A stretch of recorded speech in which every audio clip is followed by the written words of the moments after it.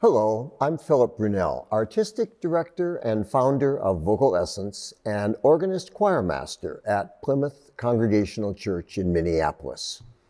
So each day I've selected a composer who's had a role to play with both organizations.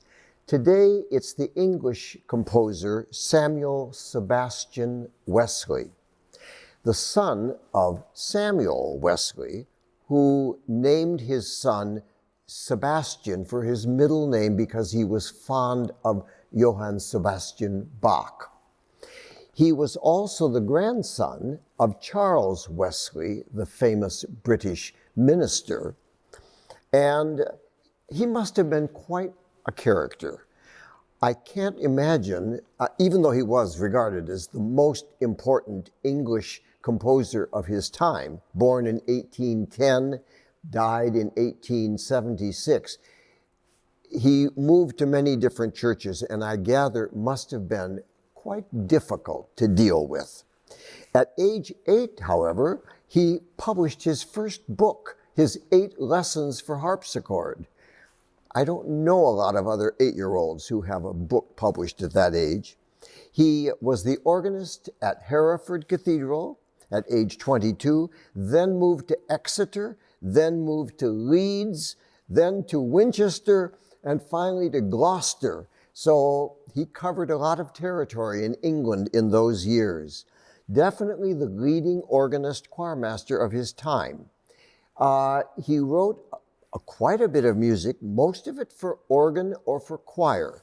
And he wrote a bunch of hymns, about 20 hymns. The most familiar hymn is this one that you know.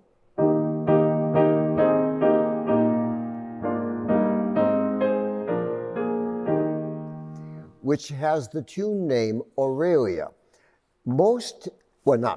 Every hymn tune has to have a name.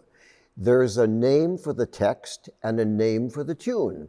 And this one was called Aurelia because it was originally set to a text that begins, Jerusalem the golden, with milk and honey blessed.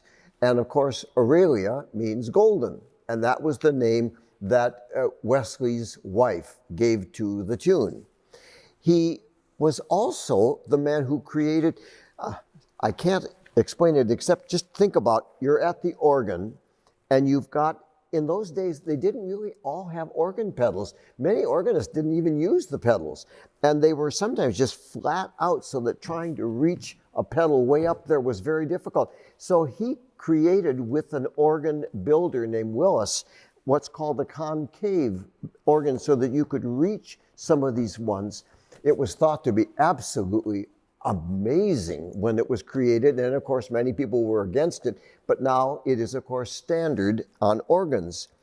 He also was the man who created books about how can we improve music in English churches, because in the 1840s and 50s, English church music was in a bad way. And so he wrote a book called An Address on Church Music, which was not taken well by church clerics. Nonetheless, gradually what he had to say became a part of English church music, and it improved. He wrote a lot of music. One of his pieces in 1861 was a long anthem called Praise the Lord, O My Soul. And it's today, it's not sung a lot, but what is still remembered is the very final section of it. A beautiful piece. After them doing a lot of big singing, they come to this quiet conclusion where they sing, Lead me, Lord, lead me in thy righteousness.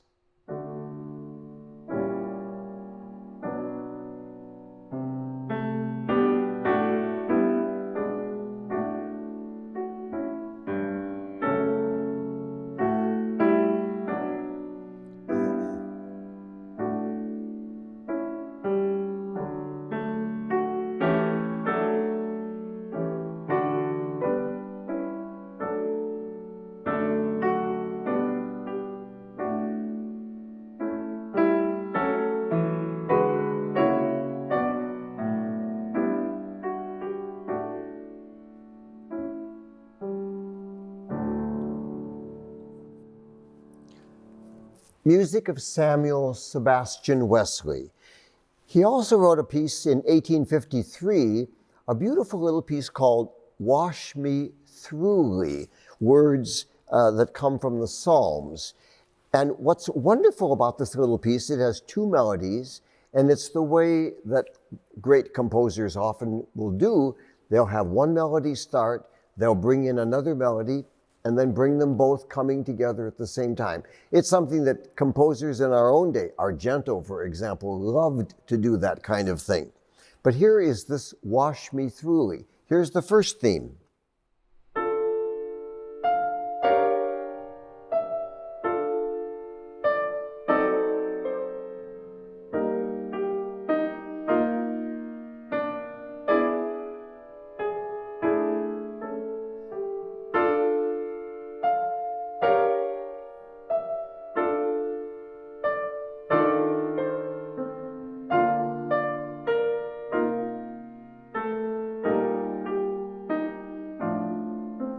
And it goes on from there.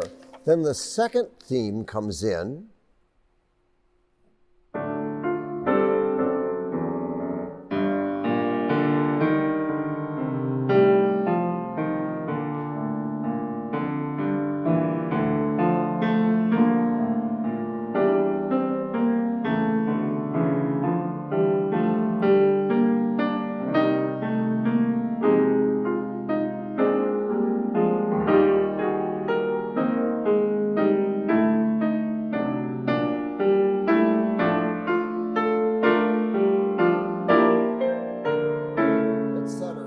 And then finally, the two themes come in together. The first one begins in the sopranos, and then the tenors sing the second one.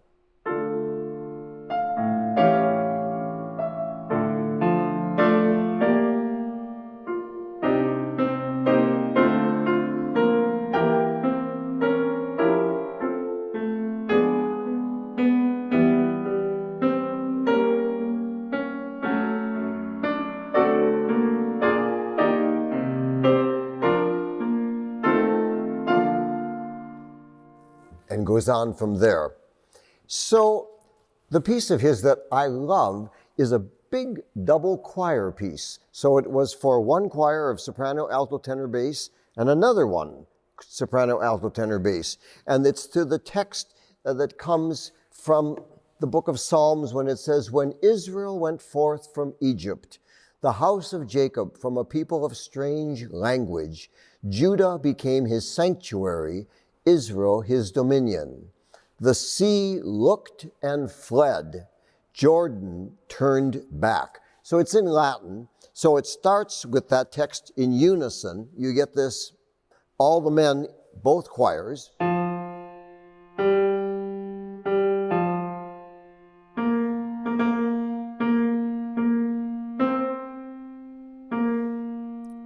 And then the women come in.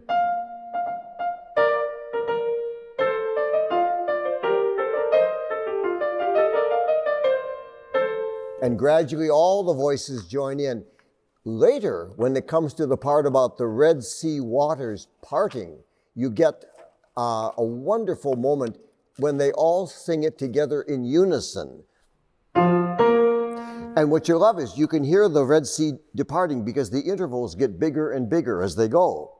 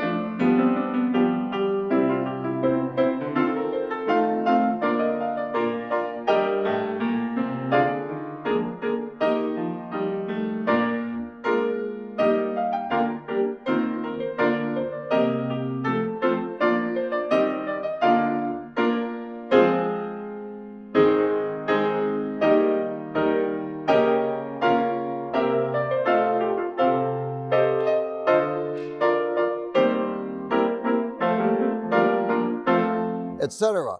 However, what's very strange about the piece is you get to the very end, and instead of adding it and ending with this grand big moment, it ends very quietly. And I was interested why that could be, and found out that during the time in which Wesley was composing music, it was thought by the clerics that anthems that might be robust must end quietly. And so that's what happens. So you've got this huge big thing, and suddenly here's the ending.